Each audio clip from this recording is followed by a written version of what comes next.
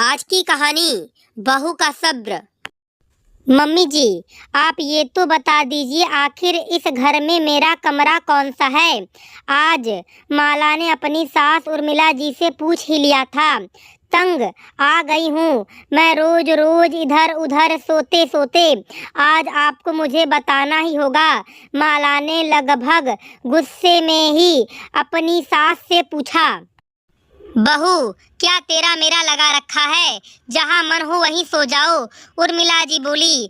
माला एक प्रतिष्ठित परिवार की इकलौती बहू जिसे सब उसके नसीब के लिए बधाई देते। तेरे तो बड़े नसीब है जो इतने ऊंचे खानदान में तेरा ब्याह हुआ।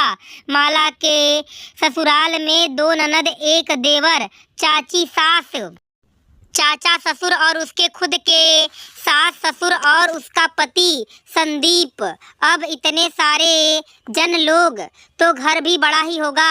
हाँ भाई, घर भी बड़ा है।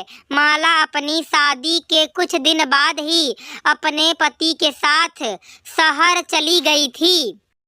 शादी के बाद अगर वो ससुराल में आई भी तो बस 1 या 2 दिन के लिए।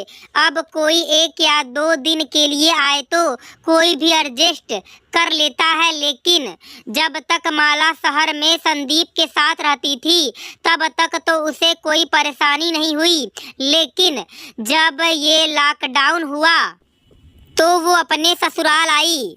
शुरू में तो सब सही रहा, लेकिन थोड़े दिनों बाद जिस कमरे में वो सोती थी, मतलब जिस कमरे में उसका बेड वगैरह पड़ा हुआ था, उस कमरे में कभी भी कोई भी आ जाता। मतलब ये होता था कि रात में जब वो किचन का काम खत्म करके आती तो देखती कभी उसकी बड़ी ननद वहाँ सोई हुई है तो कभी छोटी, कभी कभी तो उसका देवर ही वहाँ आकर सो जाता। घर का माहौल न बिगड़े इसलिए संदीप भी किसी से कुछ नहीं कहता और चुपचाप आंगन में या छत पर सो जाता। बेचारी माला कभी सास तो कभी चाची सास के पास सोती और ये हर तीसरे दिन का रहता था। अलग अलग जगह सोने के कारण माला की नींद भी पूरी नहीं होती, जिस वजह से पूरे दिन उसे चिड़चिड़ाहट होती। रोज रोज के इस बात से वो परेशान हो चुकी थी और इसी बात को लेकर दोनों पति पत्नी में झगड़े होने लगे थे। लेकिन दोनों ही कुछ नहीं कर सकते थे, चुप ही रहते थे। लेकिन कब तक? सब्र का बांध तो टूटना ही था, तो टूट ही गया। हुआ यूं कि आज माला पूरी तरह थकी हुई थी। वो शांति से अपने कमरे में सोना चाहती थी, लेकिन ये क्या, जैसे ही वो सारे काम खत्म करके अपने कमरे में पहुंची, देखा तो उसकी छोटी ननद वहां सोई हुई है। माला गुस्से में तिलमिलाती हुई अपनी सास उर्मिला देवी के पास गई और बीफर पड़ी। मम्मी जी, आज तो आप बता ही दें मेरा कमरा कौन सा है। अरे बहू, इतना क्यों चिल्ला रही है?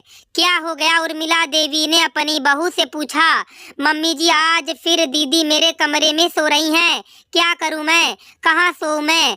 माला ने अपनी सास से पूछा। अरे बेटा, बच्ची है, सो गई होगी, इसमें गुस्सा करने वाली बात क्या है? चल तू मेरे कमरे में सो जाना। उर्मिला देवी बात को दबाते हुए बोली।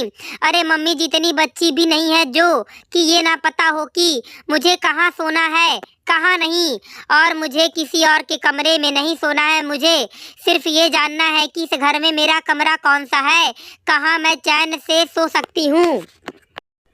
अरे बहू, इतना गुस्सा क्यों कर रही हो? संयुक्त परिवार में कभी कभी ये सब हो जाता है, उर्मिला देवी बोली। लेकिन मम्मी जी, यहाँ कभी कभी नहीं, रोज हो रहा है। मुझे बस मेरा कमरा बता दीजिए, बाकी कुछ नहीं सुनना मुझे, माला बोली। माला के कमरे में जाकर जहां उसकी छोटी ननद सोई हुई थी, छोटी चल उठ, यहाँ से दूसरे कमरे में चलकर सो। ये तेरी भाभी का कमरा है, खबरदार जो आज के बाद यहाँ सोई। उर्मिला जी छोटी को उठाकर बोली। बहू रानी, आज से यही तुम्हारा कमरा है। कोई नहीं सोएगा आज से तुम्हारे कमरे में, उर्मिला जी माला से बोली। धन्यवाद मम्मी जी, माला ने कहा। जब तक हम कुछ कहते नहीं तब तक सामने वाले को हमारी परेशानी दिखती ही नहीं है। दोस्तों, मैं उम्मीद करता हूँ कि आपको यह कहानी पसंद आई होगी। फिर मिलेंगे आपसे अगले कहानी में। आप सभी का धन्यवाद।